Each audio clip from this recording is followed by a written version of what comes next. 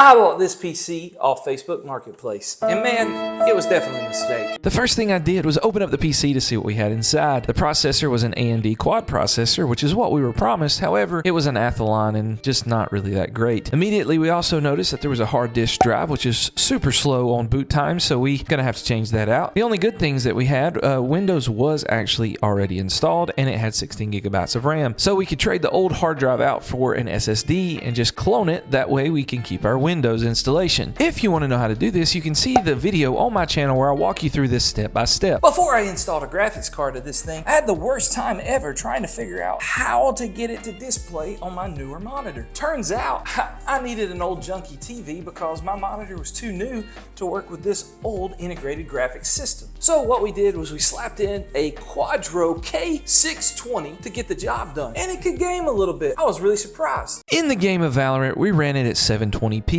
at the lowest settings. You're not going to get much better than this with this kind of setup, but we were able to get a solid 30 FPS, occasionally jumping into the upper 50s throughout the match. It was actually much more playable than I expected with this really old CPU, and I was able to get a few kills in this deathmatch. We then jumped into everybody's favorite battle royale, good old Fortnite. It was a little laggy when we came off the battle bus, but it began to stabilize as we landed. We looted up and ran to try to fight somebody just to see what it would do.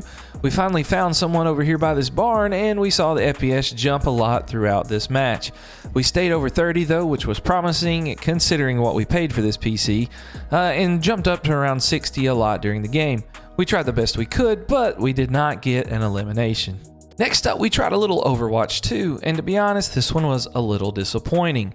Not because of my gameplay, I'm pretty terrible at this game, but that's not the point. I feel like we normally get better performance from these Overwatch titles in these low-budget PCs. We were able to get a playable experience over 30 FPS, which was fun, and I enjoyed my time playing it. Even had some spikes into the 40s and 50s. It just was not what I was expecting. If you enjoyed this video, then you're gonna love this one.